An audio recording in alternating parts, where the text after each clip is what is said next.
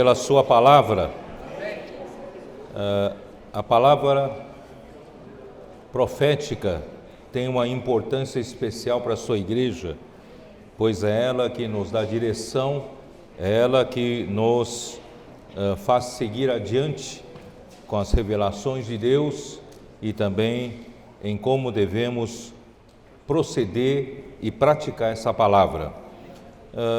Hoje de manhã eu queria levar vocês para o Evangelho de João 5 e 6. O Evangelho de João, capítulo 5, Jesus curou, um homem enfermo que havia 38 anos enfermo e que ninguém o ajudava a descer no tanque de Betesda, porque antes dele descer, alguém já desceu antes e somente um era curado quando um anjo descia. Em certo tempo agitava a água e ele nunca conseguia ser curado. E Jesus, ele perguntou se queria ser curado. Respondeu o enfermo dizendo que não tem quem o faz descer no tanque, porque ele não sabia que Jesus é quem curava. Então Jesus lhe disse: levanta-te, isso está no capítulo 5 de João, versículo 8. Então lhe disse Jesus: levanta-te, toma o teu leito e anda. Imediatamente o homem se viu curado e, tomando o leito, pôs-se a andar. E aquele dia era sábado. Ó, grande pecado, ele curou no sábado. Por isso disseram os judeus ao que fora curado: hoje é sábado e não te é lícito carregar o leito. Irmãos, essa é a religião, contrapondo-se ao Senhor da vida, o Senhor que é da vida ao homem. E por causa dessa cura no sábado, os judeus passaram a perseguir a Jesus, porque não era lícito fazer essas coisas no sábado. Então Jesus disse no versículo 17: mas ele lhes disse: meu Pai trabalha até agora e eu trabalho também. Eu não sou restringido pelas regras religiosas. Eu faço aquilo que meu Pai manda fazer. Se o meu Pai trabalha, eu trabalho. Eu sou o instrumento dele. Ele trabalha através de mim. Ele trabalha, se eu digo para ele que é sábado e não trabalho, então eu é que estou cometendo erro. Meu Pai trabalha até agora e eu trabalho também. Irmãos, todo aquele que vem da parte de Deus para fazer a obra de Deus, ele não faz obra de si mesmo, ele faz obra, Deus faz a obra por meio dele. Versículo 18: por isso, pois, os judeus ainda mais procuravam matá-lo, porque não somente violava o sábado, mas também dizia que Deus era o seu próprio Pai, fazendo-se igual a Deus. Começou aí a perseguição. Então lhes disse Jesus: em verdade vos digo que o Filho nada pode fazer de si mesmo, senão somente aquilo que vi fazer o Pai, porque tudo o que este fizer, o Filho também semelhantemente o faz. Irmãos, o enviado de Deus não faz a obra por si, ele faz a obra que o Pai fizer. Não faz a obra porque ele quer, ele faz a obra que o enviador quer, Bom, aí toda a história de João 5 e 6 acontece nesse contexto, que os judeus não criam que Jesus era o Cristo, Jesus era o enviado de Deus, que Jesus era o Messias que o povo judaico, o povo de Israel tanto esperava e tanto espera até o dia de hoje. Mal sabem eles que o Messias já veio, Cristo veio e eles não o receberam. Então ele estava tentando mostrar aos judeus que ele era o enviado de Deus, ele era o Messias, o Cristo.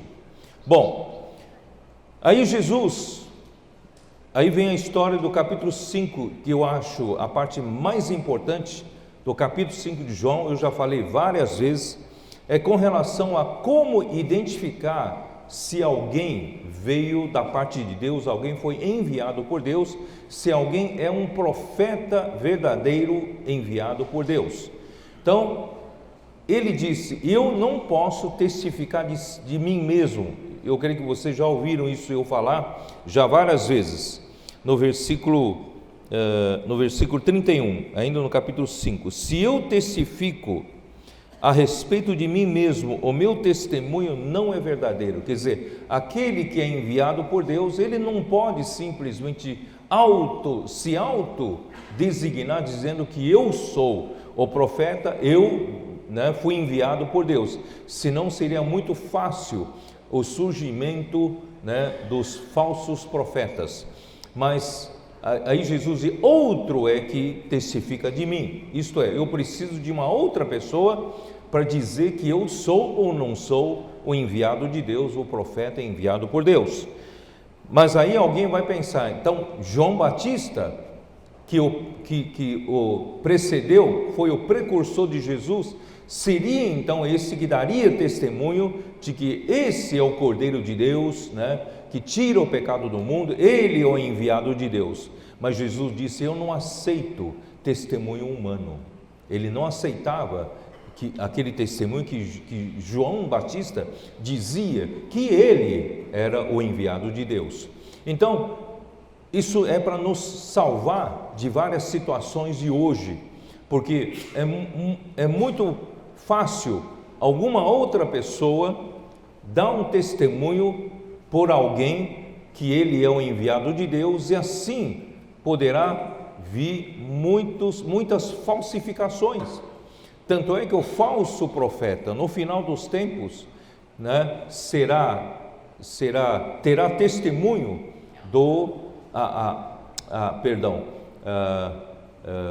a besta, o anticristo que virá, terá alguém, um falso profeta, para dizer que ele era o Cristo. Então, Jesus quis nos salvar. Portanto, eu pergunto para vocês: como se identifica alguém que realmente foi um profeta ou é um profeta enviado da parte de Deus? Se ele mesmo não pode dizer que é, e o outro tem que dizer, dar testemunho dele, mas esse outro não pode ser homem, e se não pode ser homem, só pode então ser Deus, não é? Então, se um homem não pode dar testemunho de que outro é o profeta vindo da parte de Deus, porque isso poderia surgir situações de risco para nós, de haver falsos profetas, não é isso? Então, só Deus pode dar testemunho. Mas como Deus dá testemunho? Que Jesus era o enviado de Deus. Aí está no versículo 36. Mas eu tenho maior testemunho do que o de João, porque as obras, presta bem atenção, as obras que o Pai me confiou para que eu as realizasse, essas que eu faço, testemunham a meu respeito de que o Pai me enviou. Vocês perceberam? Qual é a maneira de Deus dar testemunho de que Jesus era o enviado de Deus? Era a obra de Deus que Deus confiou para o enviado fazer, e esse enviado consegue fazer, porque nenhum homem consegue fazer a obra de Deus. E esse alguém, quando faz, é Deus que enviou, faz a sua obra. Então, se esse que é enviado faz a obra que Deus confiou para fazer, essas mesmas obras realizadas provam que Jesus era o enviado de Deus. Vocês estão percebendo? Então hoje é a mesma coisa. Se um homem, um profeta de Deus, um enviado de Deus, um apóstolo, se ele profetizar verdadeiramente da parte de Deus, é Deus falando por meio dele, então o próprio Deus confirma a sua palavra com sinais. Os irmãos entendem? Então quando o próprio Deus confirma com sinais as obras que esse faz, então esse verdadeiramente é o enviado de Deus. Mas mesmo assim, os judeus não conseguiram crer. Então, vamos lá para o capítulo 6. No capítulo 6, logo no começo, Jesus abençoou 5 pães e 2 peixes, numa situação crítica, já entardecendo, no lugar ermo, não havia lugar para comprar pães para comer, e havia 5.000 homens ali, e os discípulos desesperados falaram para Jesus despedir a multidão, porque eles não teriam como comprar tantos pães para alimentar tanta gente. Jesus lhes deu uma tarefa difícil, dizendo para que os próprios discípulos dessem de comer, né? O próprio discípulo desse de comer aos 5.000 homens. Eles disseram: mas de onde vem, né, pão para tanta gente? Jesus, então, o que vocês têm aí? Nós temos um rapaz aí que tem 5 pães e 2 peixes. Jesus falou: trazemos. E ele tomou 5 pães e 2 peixes e os abençoou. E quando os abençoou e os discípulos distribuíram para os 5.000 homens, todos comeram, todos se fartaram, e ainda sobraram 12 cestos cheios. Esse foi um dos grandes milagres que Jesus fez aqui na terra. E quando o povo se fartou do pão que Jesus multiplicou, e esse povo queria fazer Jesus rei. Imagina só se, né, o nosso o nosso PIB brasileiro, Produto Interno Bruto, é medido em riquezas, né, que o Brasil produz. Você imagina se nós tivéssemos um presidente da República como Jesus, que pudesse surgir, multiplicar riquezas do nada, com um salário mínimo, de repente ele pode produzir um produto interno bruto monstruoso para todo mundo viver bem aqui no Brasil. Você imagina? Nós não iríamos votar sempre nesse homem que produziria pão para nós? Precisamos nos preocupar em trabalhar muito, certo? Nós vamos ser um país rico, porque nós temos um Jesus, né, rico, ele produzindo riquezas. Ó Senhor Jesus! Então Jesus não veio para ser rei desse jeito. Jesus se retirou, ele foi ao monte, e de repente Jesus, né, foi do outro lado com os seus discípulos, mas a multidão procurava, não sabia onde estava Jesus, estavam desesperados. E quando eles acharam Jesus do outro lado, em Cafarnaum, eles disseram para Jesus: Jesus, como você veio parar aqui que nós, né, estivemos te procurando o tempo todo? Aí o que Jesus disse? Jesus disse no versículo 26, respondeu-lhe Jesus: em verdade vos digo, vós me procurais não porque vistes sinais, mas porque comestes dos pães e vos fartastes. É o que eu disse ontem: muitos são chamados, poucos os escolhidos. Os muitos chamados procuram benefício para si, procuram agradar a si mesmo. Os poucos escolhidos não procuram benefício para si. Eles vivem uma vida de cruz. Eles vivem uma vida totalmente para a vontade de Deus. E os muitos chamados, muita gente vem até Jesus para buscar cura, para buscar pão, para buscar riqueza, para buscar posição, não é isso? Irmãos, mas esses que vêm buscar essas coisas não serão os escolhidos. Por isso, irmãos, hoje nós não estamos atrás de Jesus por causa do pão, pão físico.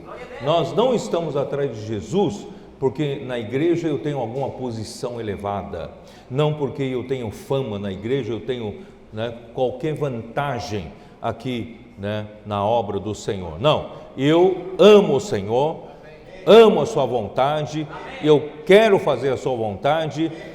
Hoje eu vi uma vida de cruz, entro por uma porta estreita, um caminho apertado, mas eu sei que o meu Deus é um Deus galardoador. Eu quero o galardão no reino. Um dia eu quero reinar com o Senhor. Então, esses que vieram buscar pão, aí quando Jesus disse, versículo 17, trabalhai não pela comida que perece, mas pela que subsiste para a vida eterna, a qual o Filho do homem vos dará, porque Deus, o Pai, o confirmou com seu selo. Deus Pai confirmou Jesus com seu selo, que Ele era o enviado, Ele era o pão que daria vida eterna para o homem, tá? Mas o homem, essa multidão continuava não entendendo o que Jesus estava falando, e essa multidão era religiosa, e disse assim, dirigiram-se pois a ele perguntando, que faremos para realizar a obra de Deus? Eles querem realizar a obra de Deus. Há um minuto atrás estavam correndo atrás do pão que comeram, se fartaram, e agora de repente ficaram todos espirituais. Nós queremos realizar a obra de Deus, o que faremos para realizar a obra de Deus? Aí Jesus disse, versículo 29, respondeu-lhe Jesus, a obra de Deus é esta, que creiais naquele que por ele foi enviado. Irmãos, é muito simples. Vocês não precisam fazer nada para realizar a obra de Deus. A única coisa que vocês precisam fazer é exercitar a fé. Eu disse ontem em Hebreus 11:6, sem fé é impossível agradar a Deus. Você quer agradar a Deus? Você quer ser um dos escolhidos de Deus? Você precisa crer. Crer em quem? Crer naquele que por ele foi enviado. Todo o problema de Israel foi não crer que Jesus era o Cristo. E não crendo, eles perderam tudo que Deus queria dar por meio de Jesus, começando pela vida eterna. E imagine você, se você também não crê naquilo que o Senhor está falando por meio dos seus profetas, quanto prejuízo você terá. Por isso, irmãos, a primeira lição é crer nos seus profetas, crer na palavra de Deus, tá? Aí, e quando você crê, a obra é feita, a obra é realizada, tá? Bom, aí continua a discussão. A discussão foi então para pão de Deus, já que não era o pão que perece que a multidão deveria buscar. Então a multidão começou a discutir sobre o pão de Deus, e o pão de Deus, é Moisés quem deu, não é você, Jesus. Moisés no deserto deu pão, o maná caía do céu. Aí Jesus disse o que? Versículo 32, replicou-lhe Jesus, em verdade vos digo, não foi Moisés quem vos deu o pão do céu, o verdadeiro pão do céu é meu Pai quem vos dá. Amém. porque o pão de Deus é o que desce do céu e dá vida ao mundo. Eles então lhe disseram: Senhor, então dá-nos sempre desse pão, né? Eles não entenderam ainda. Declarou-lhes, pois, Jesus: eu sou o pão da vida. O que vem a mim jamais terá fome, e o que crê em mim jamais terá sede. Porém, eu já vos disse que, embora me tenhais visto, não credes. O problema, irmãos, é a fé, falta de fé. É crer. Precisamos crer. E a obra de Deus é feita. Todo aquele que o Pai me dá, esse virá a mim, e o que vem a mim, de modo nenhum lançarei fora. Porque eu desci do céu, não para fazer a minha própria vontade, e sim a vontade daquele que me enviou. Quem foi enviado por Deus, ele não tem liberdade de fazer o que quer. Ele só pode fazer a vontade daquele que o enviou. Ele vive uma vida estrita e restrita, certo? E a vontade de quem me enviou é esta, que nenhum eu perca de todos os que me deu, pelo contrário, eu o ressuscitarei no último dia. De fato, a vontade de meu Pai é que todo homem que vi o Filho e nele crê, tenha a vida eterna, e eu o ressuscitarei no último dia. Murmuraram, pois, dele os judeus, porque dissera: eu sou o pão que desceu do céu. Os judeus foram os primeiros a rejeitar esse falar. Os judeus não conseguiram acreditar. Como pode ele dizer que ele é o pão que desceu do céu? Que ousadia é essa? Não é esse Jesus, o filho de José? Acaso não lhe conhecemos o pai e a mãe? Como, pois, agora diz: desci do céu? Nós conhecemos o pai e a mãe, como é que desceu do céu? Né? Então lhes disse Jesus: não murmureis entre vós. Ninguém pode vir a mim se o Pai que me enviou não o trouxer. E eu o ressuscitarei no último dia. Está escrito nos profetas: e serão todos ensinados por Deus. Portanto, todo aquele que da parte de Deus tem ouvido e aprendido, esse vem a mim. O que ele quis dizer é o seguinte: não é toda a nação de Israel vai vir a mim, não. Só vai vir até mim aqueles que o Pai designou para vir até mim. Entendeu? Então, os judeus em geral rejeitaram a Jesus, rejeitaram que ele era o profeta, tá?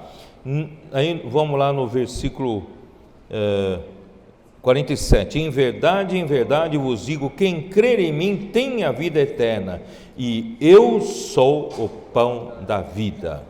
Vossos pais comeram maná no deserto e morreram, e este é o pão que desce do céu, para que todo que dele comer não pereça. Eu sou o pão vivo que desceu do céu.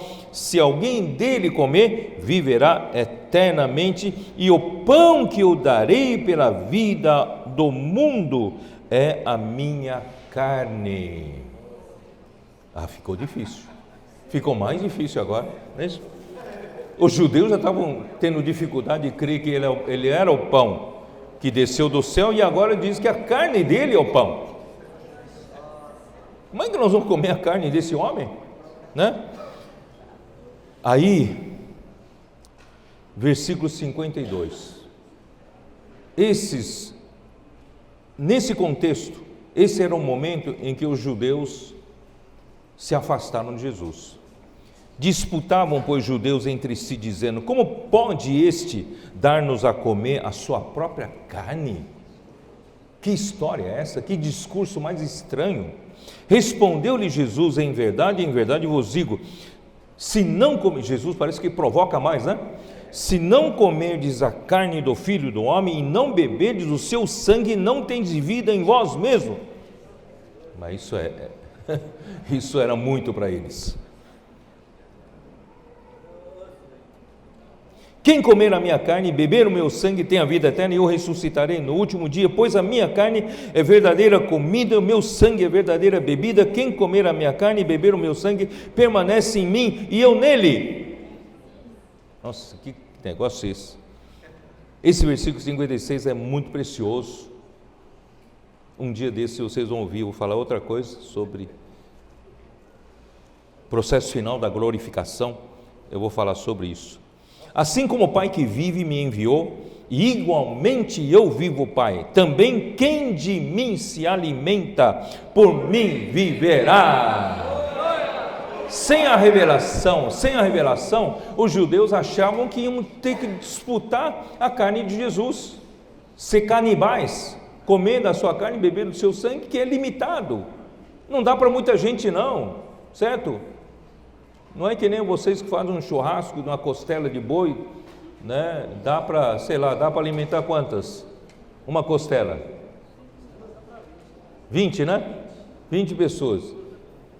Mas Jesus não tem tanta carne assim, tem? Se for uma minha ainda dá para 20, né?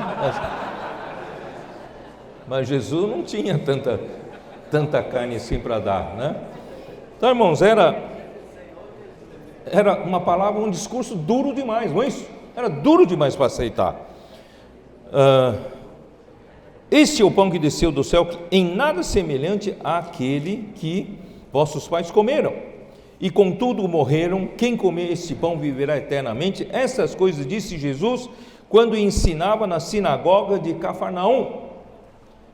Ele simplesmente acabou repelindo todos os judeus. Os judeus não conseguiam aceitar esse tipo de discurso. Mas o problema é que até os seus discípulos que seguiam a Jesus ficaram escandalizados. Versículo 60. Muitos dos seus discípulos, tendo ouvido tais palavras, disseram: duro é esse discurso, quem o pode ouvir? Não aguento mais Jesus continuar falando desse jeito, né? Mas Jesus, sabendo por si mesmo que eles murmuravam a respeito de suas palavras, interpelou-os: isto vos escandaliza? Que será, pois, se virdes o Filho do Homem subir para o lugar onde primeiro estava? Aí Jesus explica aqui, não mais para os judeus, que eu creio que já haviam abandonado, ele disse para os discípulos, que se escandalizaram também. Ele disse o seguinte, a explicação: o Espírito é o que dá vida, não é fazer churrasco do meu corpo. O Espírito que dá vida, a carne para nada aproveita. Ainda que você coma da minha carne, é proteína que vai embora, você consome por pouco tempo.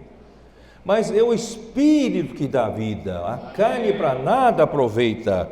E onde está esse Espírito que dá vida? As palavras que eu vos tenho dito são Espírito e são vida. Irmão, nós temos que valorizar as palavras. E as palavras são as palavras rema, que o nosso Senhor fala conosco. Ele dá para nós, que é o nosso falar profético. Graças a Deus. E são Espírito e são vida. E essas palavras nos dão a vida eterna. Essas palavras nos suprem de vida. Contudo, há descrentes entre vós, pois Jesus sabia desde o princípio quais eram os que não criam quem o havia de trair.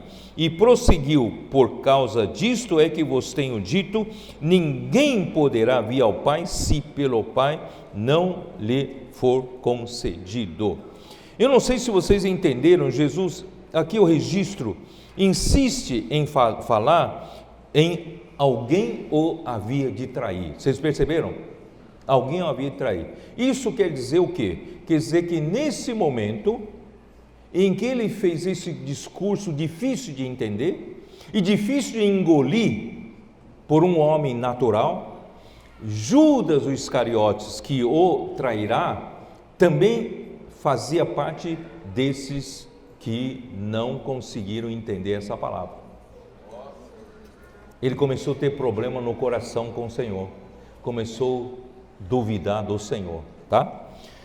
À vista disso, muitos dos seus discípulos o abandonaram e já não andavam com ele. Os próprios discípulos, não eram os judeus, os próprios discípulos dele, muitos deles já abandonaram a Jesus. Então perguntou Jesus aos 12: porventura quereis também vós outros retirar-vos? Respondeu-lhe Simão Pedro: Senhor, para quem iremos? Tu tens as palavras da vida eterna. Nós vamos para quem? Quem é o enviado de Deus? Quem é o profeta de Deus? Quem tem essas palavras que são espírito e vida? Quem são essas palavras que trazem um espírito que dá vida para nós?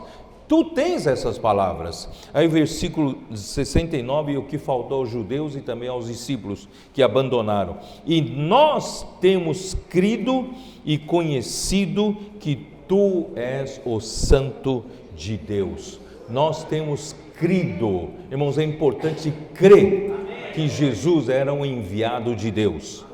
Aí replicou-lhe Jesus: não vos escolhi eu em número de 12, contudo um de vós é diabo. Porque nessa hora fala do Judas Iscariotes.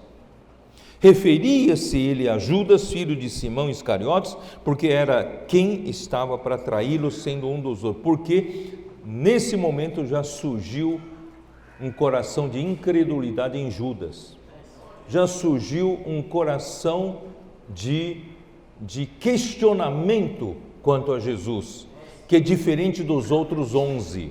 Os irmãos entendem? Então ele fez questão de dizer essas coisas. Portanto, irmãos, crede em Deus, crede no Senhor vosso Deus, estareis seguros. Crede nos seus profetas e prosperareis. Segundo o livro de Crônicas 20 e 20, tá? Então vou aproveitar, consertar um pouco algumas coisas. Não é segunda crônica, é segundo crônico, porque é segundo livro dos crônicas, tá? É segunda Coríntios, é segunda carta ou segunda epístola aos Coríntios. Então é segundo Crônica e segunda Coríntios, ou segunda aos Coríntios, tá? Então assim, só para a gente entender, e também não é enganjar, é engaja, tá? A palavra certa é engajar, não tem um N, tá? Engajamento, engajar, não é enganjamento, tá? Então só corrigindo, aproveitar corrigindo um pouco. Bom, então, nesse contexto, eu queria dizer para vocês que nós precisamos crer. A importância da palavra profética, né? E o que está acontecendo entre nós é o que está descrito em Marcos 16. Vamos ver Marcos 16. Marcos 16. De fato, versículos 19 e 20, tá?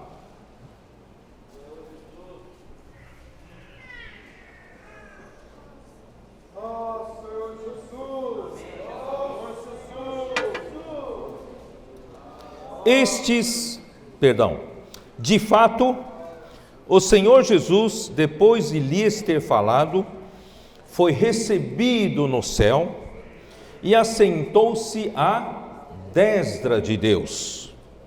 Nosso Senhor Jesus Cristo, depois de ter se esvaziado, se humilhado e tornado em forma humana, uma figura humana, ele é o Verbo que se fez carne para nos salvar.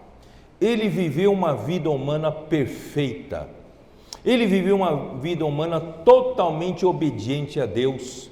Não fez a sua própria vontade sequer um segundo, mas fez a vontade do Pai. Ele era totalmente governado por Pai. Ele teve até de aprender a obediência como homem pelas coisas que ele sofreu. E ele foi tentado à nossa semelhança também em todas as coisas.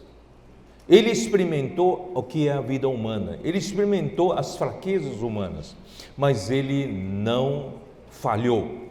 Ele venceu até o final e obedeceu até o final e morreu na cruz, e pelo qual Deus então o aprovou, ressuscitando-o dentre os mortos. E ontem nós mostramos em Efésios capítulo 1, versículos 9 e 10, de que o mistério da vontade de Deus é que todas as coisas pudessem estarem encabeçadas em Cristo. Mas para que isso pudesse acontecer, ele precisava de poder. Deus então, com seu poder, grandeza do seu poder, suprema grandeza do seu poder, ressuscitou a Jesus e o elevou à sua direita nos lugares celestiais, o colocou lá em cima. E ele hoje tem todo o poder na mão, ele tem toda a autoridade na mão. Não é isso que ele disse em Mateus 28? Toda a autoridade me foi entregue nos céus e na terra. Então nosso Senhor Jesus hoje, como cabeça da igreja, está à direita de Deus, mas ao mesmo tempo ele está em nós, na sua igreja, porque a sua igreja, ele venceu, já está acima de todas as coisas, mas a igreja ainda tem uma tarefa para cumprir, não é? Nós somos o quê? Nós somos a parte de Cristo, somos o seu corpo, somos membros do seu corpo, e nós, primeiramente, nós precisamos amadurecer, crescer, para sermos encabeçados em Cristo, e depois, por meio de nós, Deus vai sujeitar todas as coisas debaixo dos nossos pés, para que quando chegar no final dos tempos, Cristo venha tomar posse do seu reino, porque a igreja já estará madura, a igreja já estará totalmente submissa, obediente e governada pelo cabeça, encabeçado por Cristo. Vocês entenderam? Então esse é o processo que Deus está fazendo. Mas para fazer esse trabalho, Deus precisava ter elevado a cabeça lá em cima para receber todo o poder. Aí no versículo 20, e eles, quem são eles? A igreja. E eles, tendo partido, pregaram em toda parte. Depois que Jesus foi elevado aos céus, diante dos seus olhos, os discípulos, os apóstolos, a igreja que ficou aqui na terra, não ficou ali parado. Eles saíram e pregaram por toda parte, cooperando com eles o Senhor. Este Senhor que está no terceiro céu, que está no trono de Deus, acima de toda autoridade e potestade, ele coopera quando a igreja sai para fazer a obra de Deus. Então, nosso Senhor coopera com a igreja e confirmando a palavra por meio de sinais que se seguiam. Então, quando Deus dá uma palavra por meio do seu profeta e você segue essa palavra, Deus coopera com você e Deus confirma a palavra com sinais que seguem a nós. Irmãos, quando nós falamos da comportagem dinâmica, era uma profecia. Irmão, de repente a comportagem dinâmica se tornou uma ferramenta para Deus, que muitos irmãos, não só os comportores, muitos irmãos estão saindo para praticar, por orar. Eu posso orar por você, e muitos sinais e prodígios estão acontecendo a cada dia. Muitos sinais e prodígios estão a cada dia. Quantas pessoas que se declararam que estava para acabar com a sua vida naquele dia que recebeu a oração, pelo menos a sua vida física também foi salva. Quantas pessoas do tipo assim, uma moça abordada pelo irmão ou pela irmã, não sei, posso orar por você? Pode. Eu quero que você ore por mim porque eu estou desempregado, não acho emprego, estou desesperadamente procurando achar um emprego. Todo lugar que eu vou, as portas estão fechadas. Aí orou por ela e ela deu alguns passos. O celular tocou, chamando ela para um emprego. Quem faz isso? São sinais que seguem como confirmação da palavra. Versículo 18 em diante: iluminados os olhos do vosso coração, para saberdes qual é a esperança do seu chamamento, qual é a riqueza da glória da sua herança nos santos e qual a suprema grandeza do seu poder para com os que cremos. Irmãos, nós ainda não temos noção da suprema grandeza do poder de Deus. O poder de Deus é infinito, é ilimitado. E só a parte que cabe a nós, os que cremos, irmãos, já é a suprema grandeza do seu poder para com os que cremos. Deus tem uma reserva infinita de poder para conosco. Então, o que eu estou tentando dizer para vocês é que para fazer a obra de Deus, não pense que a sua força humana consegue realizar a obra de Deus. Não conseguimos. A nossa força, o nosso poder é pequenininho, é zero perto do poder de Deus. Então, irmãos, às vezes o homem se acha, eu sou habilidoso, eu posso fazer a obra de Deus, se eu fizer assim, se eu fizer assado, com artifícios humanos, eu vou trazer muita gente para o Senhor, tá? Irmãos, nós não conseguimos fazer a verdadeira obra de Deus. A verdadeira obra de Deus, só Deus é capaz de fazer com o seu poder. Então, põe primeiro isso na sua cabeça, é Deus quem faz. E, segundo lugar, a suprema grandeza do seu poder para com os que cremos, segundo a eficácia da força do seu poder. O poder produz força, e essa força tem a sua eficácia para a realização da obra de Deus, o qual exerceu ele em Cristo, ressuscitando-o dentre os mortos e fazendo-o sentar à sua direita nos lugares celestiais.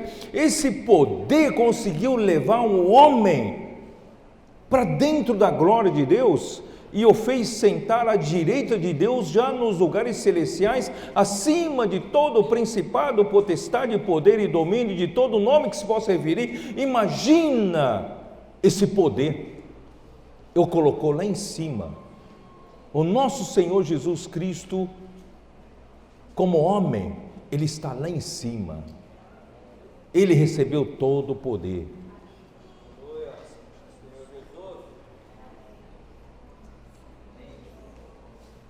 Eu tenho dificuldade para explicar isso, muita dificuldade.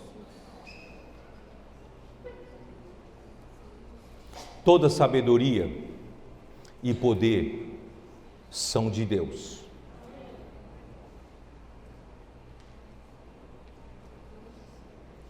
Daniel 2.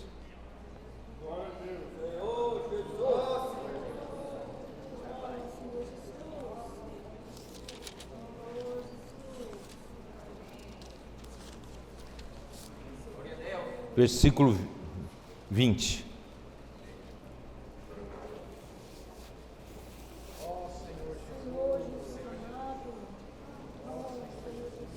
Seja bendito o nome de Deus de eternidade a eternidade, porque dele é a sabedoria e o poder. Vou repetir: seja bendito o nome de Deus de eternidade a eternidade. Por quê? Porque dele é a sabedoria e o poder. Ele quem muda o tempo e as estações, remove reis, estabelece reis, ele dá sabedoria aos sábios, dá entendimento aos inteligentes, e ele revela o profundo e o escondido, conhece o que está nas trevas e com ele mora a luz. Por que ele consegue fazer tudo isso? Por que ele consegue mudar o tempo? Por que ele consegue mudar as estações? Por que ele tira reis? Por que ele estabelece reis? Porque, baseado em que ele dá sabedoria? Baseado em que ele dá entendimento? Irmãos, tudo é porque dele é a sabedoria e poder.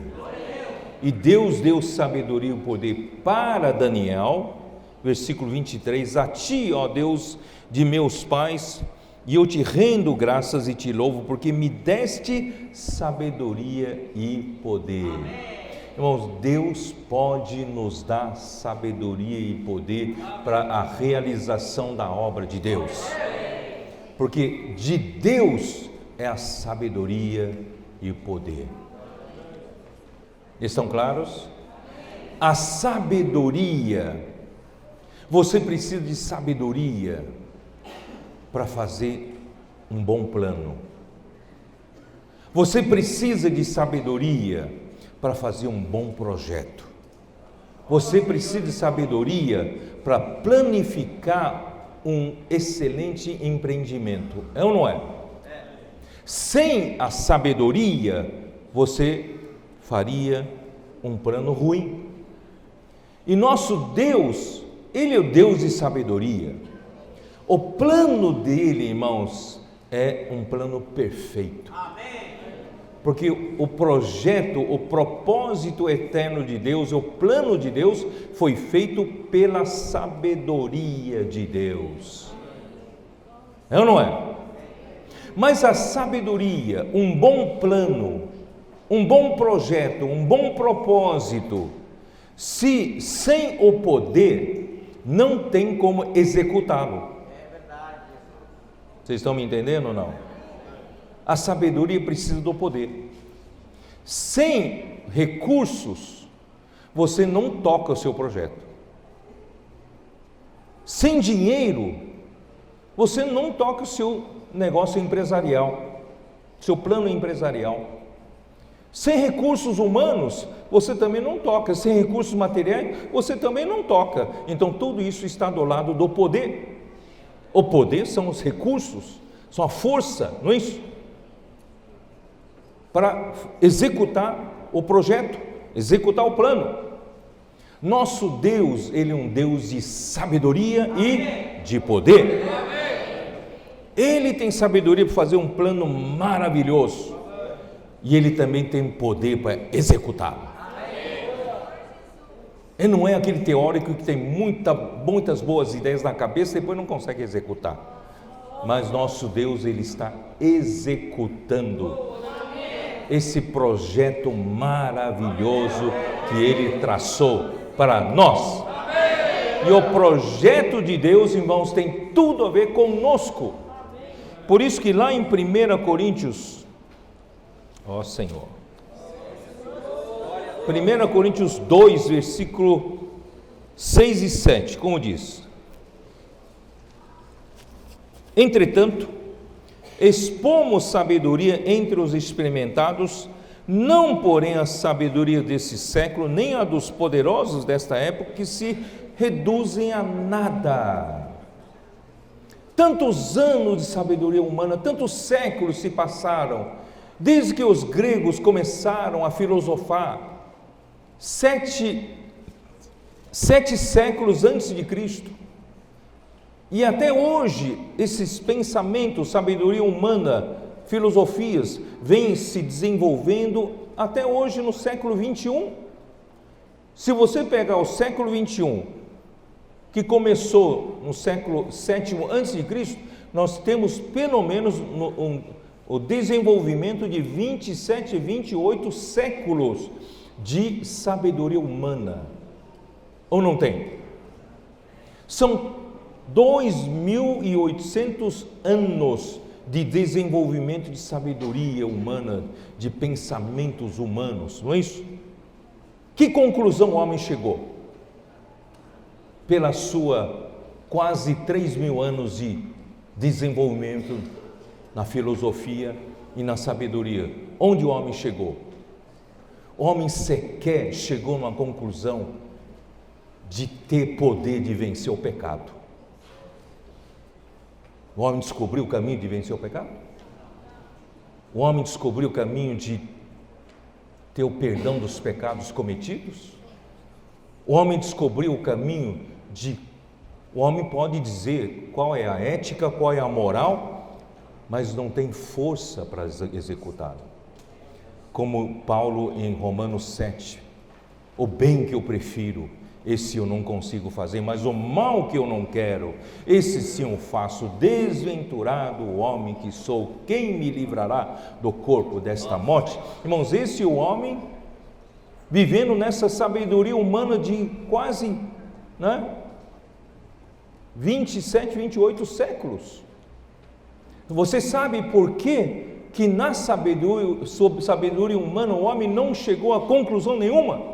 Pelo contrário, hoje a filosofia está se desenvolvendo, já que o homem não consegue vencer o mal, não consegue na sua sabedoria vencer os pecados, eles estão se justificando dos seus pecados.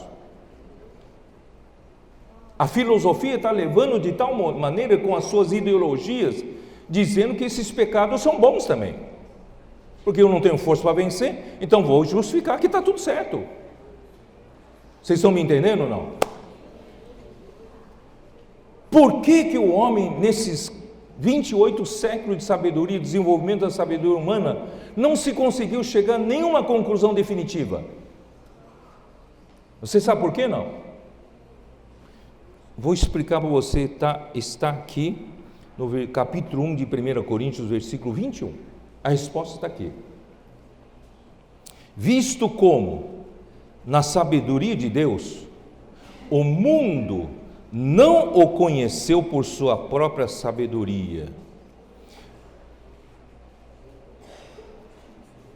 É um versículo simples, mas aqui está uma explicação tremenda. Sabe por que a sabedoria, tanto desenvolvimento de sabedoria, tantos séculos, o homem buscando sabedoria e não chega a conclusão nenhuma? É porque pela sabedoria humana o mundo não conheceu a Deus. Se você quer realmente a resposta para todas as coisas nesse universo, você precisa ir até Deus. Deus é o criador desse universo, Deus é a origem desse universo. É a origem, é o desvendar de todos os mistérios desse universo, está em Deus. Se você discute sabedoria, discute a moral, discute a ética, discute o comportamento humano, e sem discutir quem o fabricou, você não chega a conclusão nenhuma. Se a sabedoria humana levasse o homem a conhecer a Deus, chegaria a uma conclusão. Mas a sabedoria humana não leva o homem a conhecer a Deus. Vocês estão me entendendo? Ó Senhor Jesus. Por isso, desista de ir por essa linha da sabedoria humana. Na igreja, na obra do Senhor, vamos aplicar um artifício aqui. Vamos aplicar aquele artifício, aquela técnica que deu certo em alguns grupos. Tudo é sabedoria humana. A sabedoria de Deus é simples. Aprove a Deus salvar os que creem pela loucura da pregação. Essa é a sabedoria de Deus. Somente entrando pela loucura da pregação, você crendo em Jesus, passa a conhecer a Deus. Conhecendo a Deus, você passa a conhecer o homem. Você passa a conhecer os mistérios de Deus.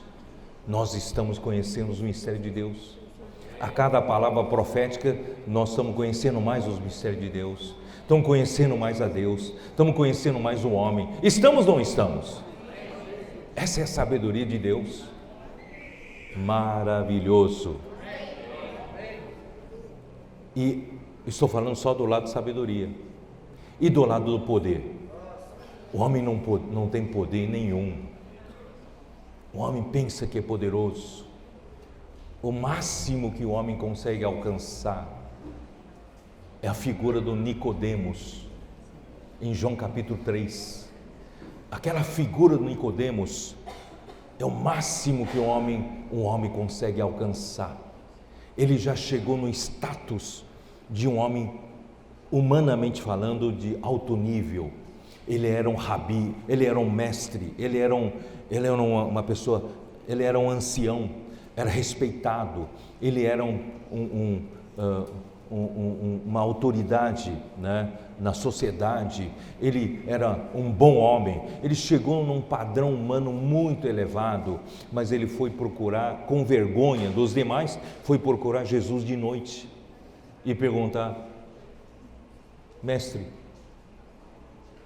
sabemos que vem da parte de Deus, porque se não viesse da parte de Deus, ninguém consegue fazer essas coisas que tu fazes. Me explica como é que você consegue fazer essas coisas que eu, no máximo, no ápice da sabedoria humana, do poder humano, eu não consigo fazer? Jesus disse: importa-te nascer de novo.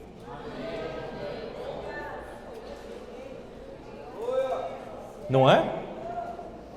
Então o homem, a sabedoria humana não vale nada, e o poder do homem é pequenininho. Por isso, irmãos, eu quero convencer vocês que nós precisamos nos render à sabedoria de Deus e ao poder de Deus. E o poder de Deus está onde? A sabedoria de Deus está onde?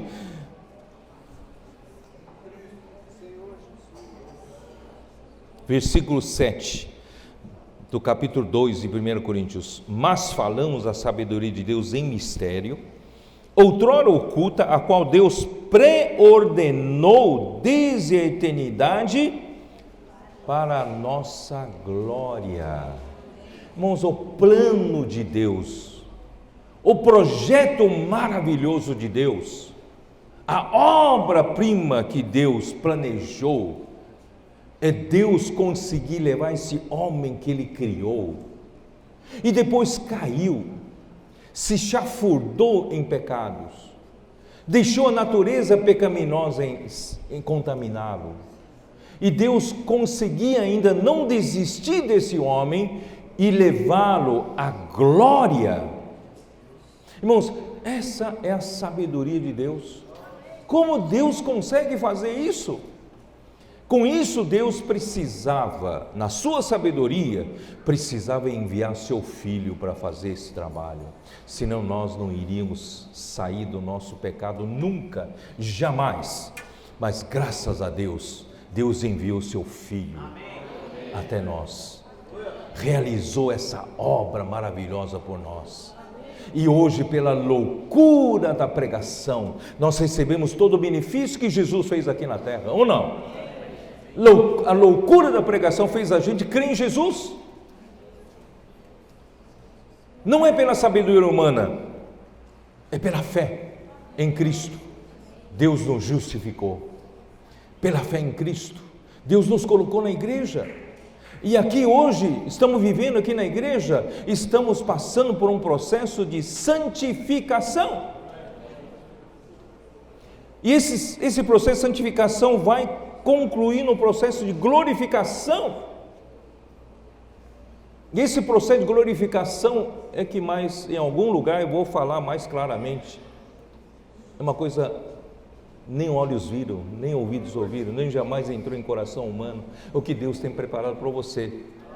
Você não sabe nem uma parte infinitesimal. Deus preparou para nós uma coisa muito grandiosa, que é para a nossa glória. Esse é o plano de Deus. Mas para isso Deus precisa do poder. E o poder, a suprema grandeza do seu poder, né? Aí vou ter que voltar. Bom, deixa eu terminar aqui. 1 Coríntios 2, sabedoria essa que nenhum dos poderosos desse século conheceu, porque se a tivesse conhecido, jamais teriam crucificado o Senhor da glória, mas como está escrito, nem olhos viram, nem ouvidos ouviram, nem jamais penetrou em coração humano o que Deus tem preparado para aqueles que o amam, mas Deus nos revelou pelo Espírito, porque o Espírito a todas as coisas perscruta, até mesmo as profundezas de Deus. Vocês não estão entusiasmados porque vocês não entenderam esse versículo. Acabei de falar para vocês não entenderam. Se os filósofos gregos soubessem que haveria alguma coisa mágica que os ajudassem a desvendar os mistérios do universo, alguma coisa que os levasse a perscrutar todos os segredos desse universo, e até mesmo as profundezas de Deus. Eles dariam a vida para conseguir essa alguma coisa. Não daria? São quase 3.000 anos da procura dessa coisa que desvenda todos os mistérios. E Deus nos deu pela loucura da pregação. Nós que não nascemos como poderosos dessa época, nem sábios dessa época, e nós, meio tolo, meio bobinho, não é isso? Alguém pregou o evangelho, cremos em Jesus, e você recebeu essa coisa que desvenda todos os mistérios do universo até a profundeza de Deus, chamada o Espírito. Você tem o Espírito que perscruta todas as coisas, todos os mistérios. Esse o Espírito conhece até mesmo as profundezas de Deus. Por isso, irmãos, nosso segredo é continuar nessa loucura da pregação e vivendo pelo Espírito. Não confie na sua força, seu poder, não confie na sua sabedoria. Eu sou muito inteligente, eu sou muito habilidoso. Não confie nisso, confie no Espírito. Amém? Amém?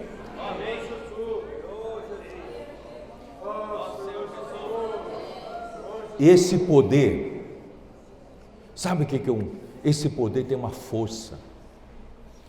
Quem executa a obra, quem executa a tarefa, quem executa o trabalho para Deus, realizar o trabalho para concluir, executar o plano que ele bolou pela sabedoria, ele precisa do poder. E o poder de Deus tem força para executar o trabalho, para terminar o que ele planejou. Por isso que aqui em 1 Efésios 1, nós não lemos aqui no nosso Senhor Jesus. Vou ter que terminar em Campo Grande, viu?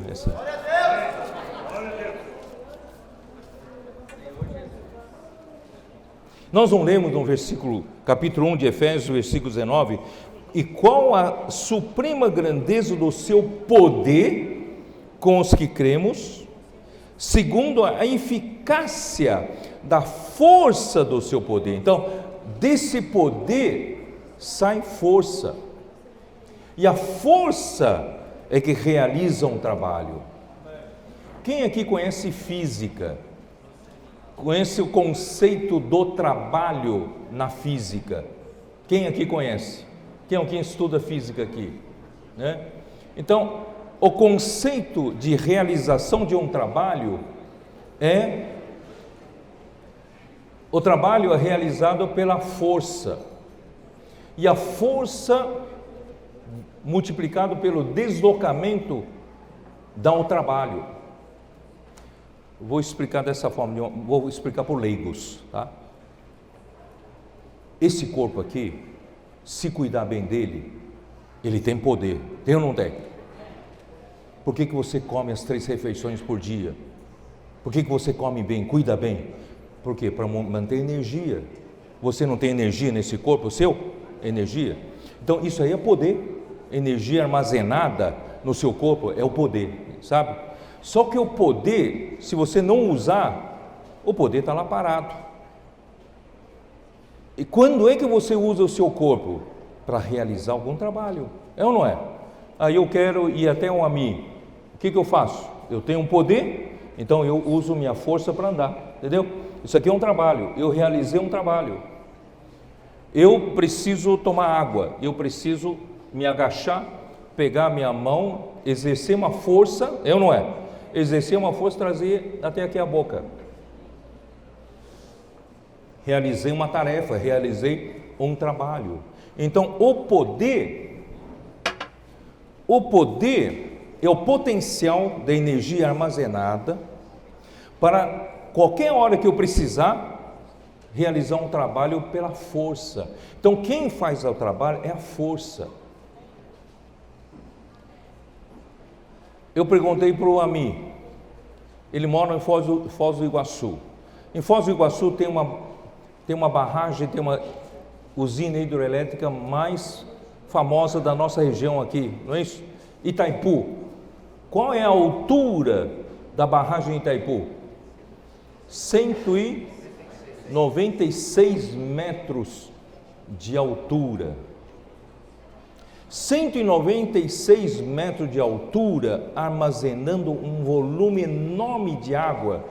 Com essa altura armazenada, você sabe que tem uma energia potencial tremenda armazenada nessa barragem.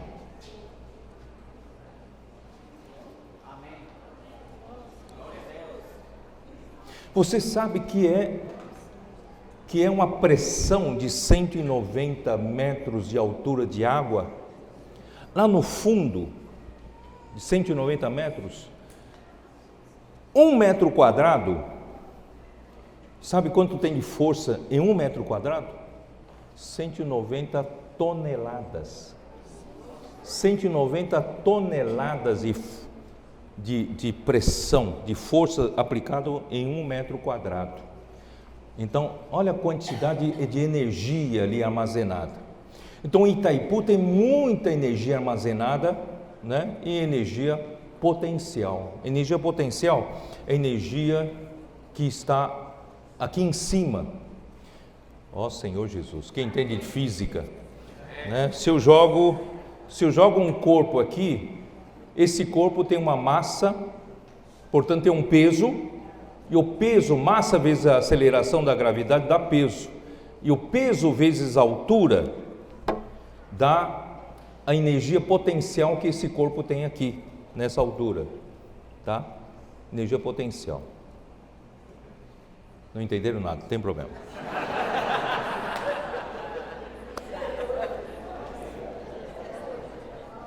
A barragem de Itaipu tem uma energia armazenada enorme. Mas como essa energia consegue realizar um trabalho na sua casa? Quando você quer ligar o ventilador aqui, o Ami está morrendo de calor, né? O gordo tem esse problema, tem muito calor, né? E puseram um ventilador atrás. Como é que aquele ventilador gira? É o poder que está armazenado no Itaipu. Quando eles soltam a válvula e move o gerador, não move? O gerador lá é enorme. Não sei se quem entrou já na casa de máquina no Itaipu, você pisa naquele piso ali onde estão os geradores, parece que você está em cima de uma coisa poderosa, fazendo Você já esteve lá, não? Ali, então, aquela energia, aquele poder todo, começa a girar um gerador, e esse gerador manda uma corrente elétrica, energia elétrica para a sua casa. E quando você liga o seu ventilador, essa energia toda veio do poder do Itaipu. Essa energia toda gera força para girar o seu ventilador e realiza um trabalho. O ar-condicionado aqui, ó, tudo vem do poder do Itaipu, gerando força e fazendo um trabalho para nós. Vocês estão entendendo? Então, a obra de Deus é realizada segundo a força, a eficácia da força do seu poder. Está muito difícil para entender? O qual exerceu ele em Cristo, ressuscitando dentre os mortos, fazendo-nos sentar à sua direita nos lugares celestiais, acima de todo o principado, potestade, poder, domínio, de todo nome que se possa referir, não só mas quer dizer o que, irmãos? Esse poder de Deus foi transferido agora para Cristo. Esse Cristo está à direita de Deus. Essa energia potencial, esse poder, irmãos, que nós podemos contar com Ele. Será muito tolo você, com essa energia toda à sua disposição, energia elétrica à sua disposição do Itaipu, e você ainda de noite não tem luz, né? Ainda viver como muitos anos atrás, sem luz, sem geladeira, né? Ainda tentando conservar energia. No nosso tempo, né? Os mineiros conservavam alimento dentro da banha de porco, né? E por quê? Porque nós não estamos usando todo o poder que tem para transformar em trabalho para nós. Irmãos, nós temos que usar mais desse poder. Mas quando não é exigido, quando você não faz trabalho, esse poder não traz força para você. Você fica só em casa assistindo televisão, nunca vai ver esse poder para você. Mas quando você sai na rua, assim, posso orar por você?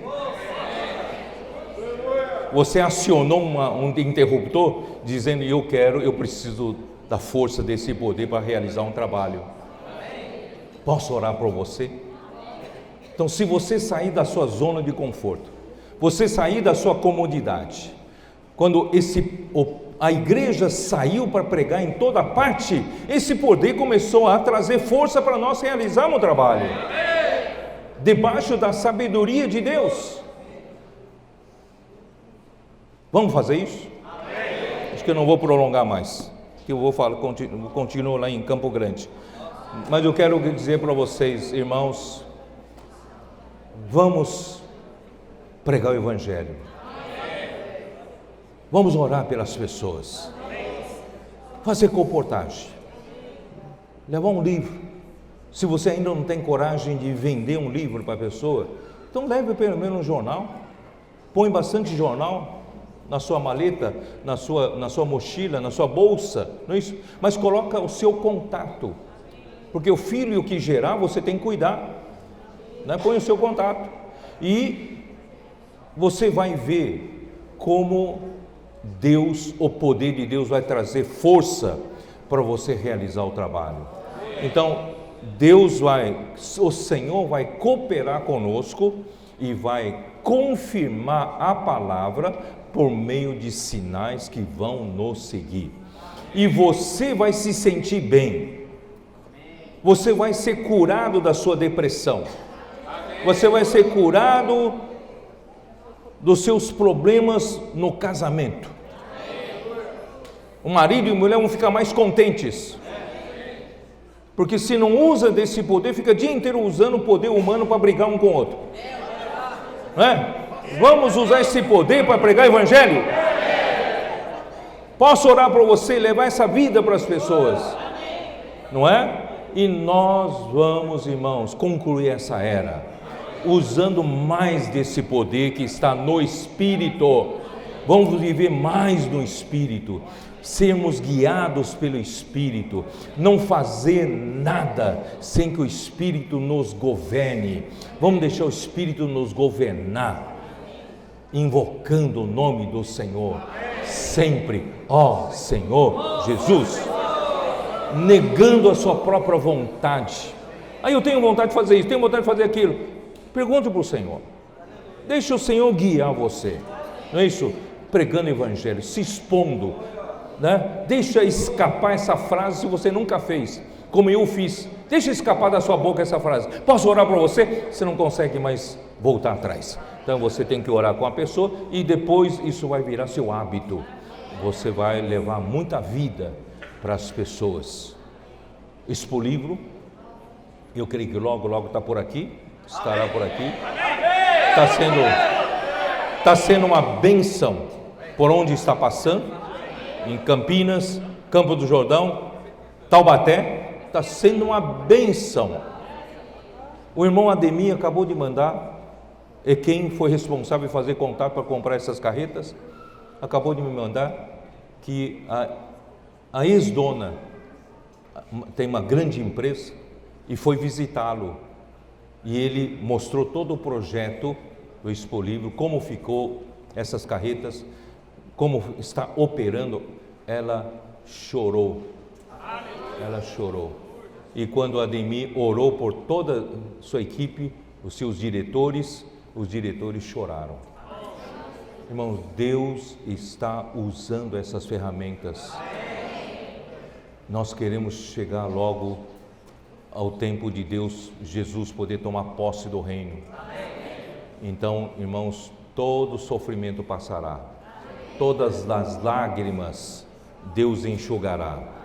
Nós vamos reinar com o Senhor durante 1000 anos. Vale a pena hoje pagar o preço. Jesus é o Senhor. Deus abençoe vocês.